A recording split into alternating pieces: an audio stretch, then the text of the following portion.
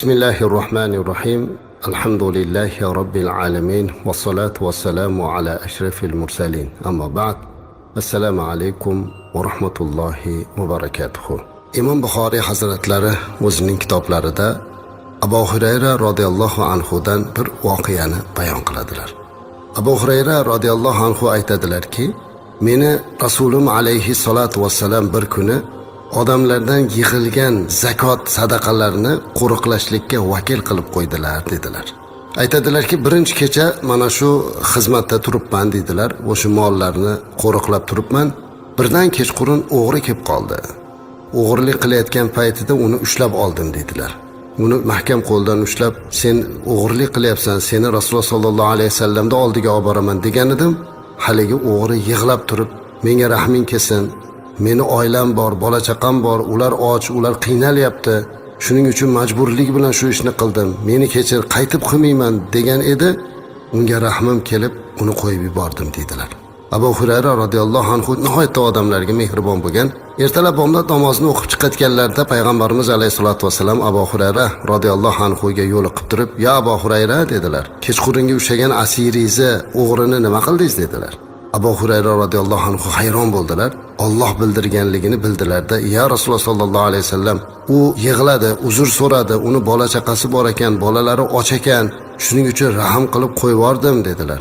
Payg'ambarimiz alayhisalom Abu Hurayra radhiyallohu anhu ga qarab, "Abu Hurayra, u yolg'onchi, u yana keladi" dedilar. "Men ikkinchi kuni endi kelsa ushlayman deb uxlamasdan o'tirdim" dedilar Abu Hurayra radhiyallohu anhu. Kechqurun yana haligi o'g'ri keldi. Chiqib mahkam qo'ldan ushladim. Bugun nima qilib bo'lsa ham Rasululloh sollallohu alayhi vasallamning huzurlariga olib boraman deb turuvdim. Men ilojsizlikdan qildim. Rahming kelsin, bir qancha och bolalarim bor deb yig'lab turib oldi. Abu Hurayra radhiyallohu anhuning yana rahmlari keldi. Bo'pti deb qo'yvordilar. Ertalab yana payg'ambarimiz alayhisolatu vasallam, "Ya Abu Hurayra" dedilar. "Kechqurungi ushlagan asirni nima qilding?" dedilar. "Qo'yvordim ya Rasululloh sollallohu alayhi vasallam. Yig'ladi-da, uzr so'radi, bola chaqasi ochligini aytdi" deydilar. Payg'ambarimiz alayhissalom Abu Hurayraga qarab, "U yana keladi, u yolg'onchi" dedi. Uchinchi kuni yana haligi o'g'irlikka keldi. Abu Hurayra radhiyallohu anhu chiqib qo'lidan mahkam ushlab oldilarda, "Seni endi Rasulimiz alayhisolatu vasallamning oldiga olib boraman" dedi. O'g'ri bildiki, qutulishning iloji yo'q. Shunda Abu Hurayra radhiyallohu anhu ga qarab, "Men senga bir narsa o'rgataman, senga o'sha ilmdan Alloh taolo manfaat beradi. Agar qo'yvarsang shuni o'rgataman" dedi. Abu Hurayra radhiyallohu anhu ilmga tashna zot edilar.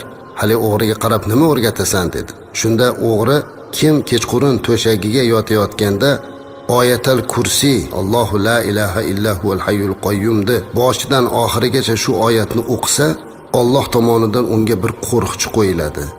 Tong otguncha unga shayton yaqinlasha olmaydi dedi. Bu gapni eshitib Abu Hurayra radhiyallohu anhu qo'yib yubordilar. Ertalab payg'ambarimiz alayhisolatu vasallam, "Ya Abu Hurayra, nima bo'ldi asiringiz?" dedi.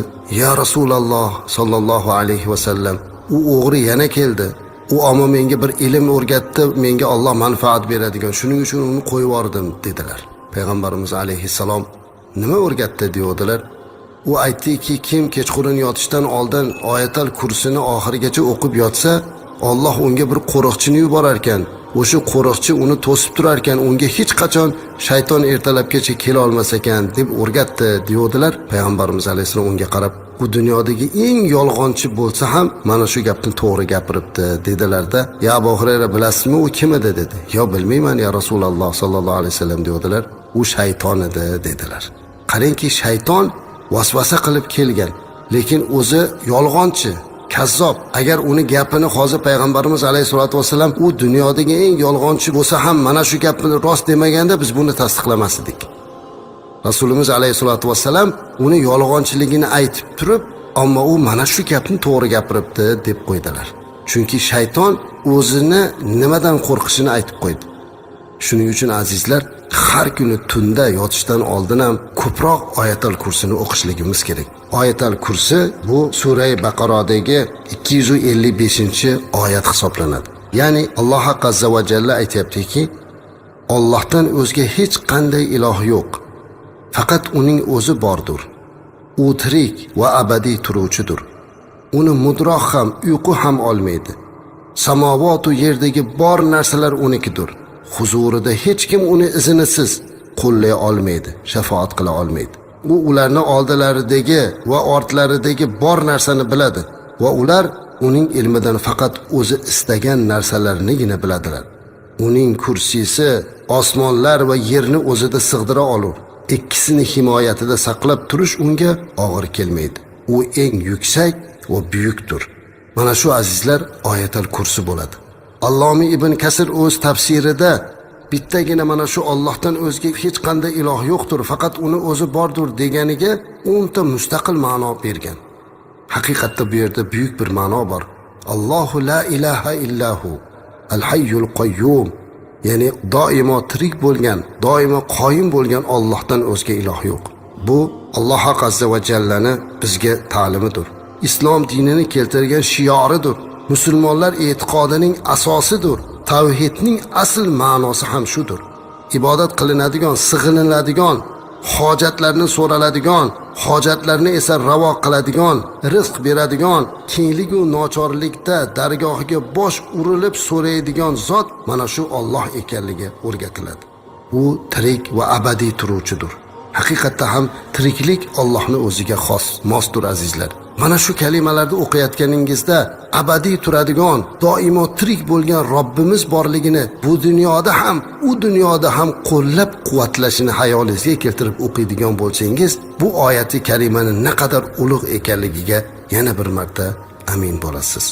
Payg'ambarimiz alayhisolatu vasallam aytadilar-ki, kim har farz namozidan so'ng oyatul kursini o'qisa, jannatga kirishidan uni faqat o'lim to'xtatib turadi, o'lim to'sadi deganlar. Nasoiy rivoyat. Qarang, agar har farz namozdan keyin biz oyatul kursini o'qiydigan bo'lsak, bizni jannatga kirishlikdan faqat o'lim to'sib turar ekan. Ya'ni hayot bo'lib turganligimiz uchungina jannatga kira olmaymiz ekan degan gap chiqyapti. Shunday ekan, mana shu oyatni ko'proq o'qishimiz kerak.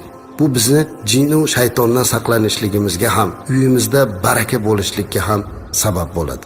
Xonadonlaringizda, farzandlaringizda yotishlaridan, uyqusidan oldin ham turganda ham ushbu oyatul kursini o'qib, ularga dam solib, ularning haqqiga duo qilib borsangiz, inshaalloh ular shaytonning vasvasasidan xoli bo'ladilar.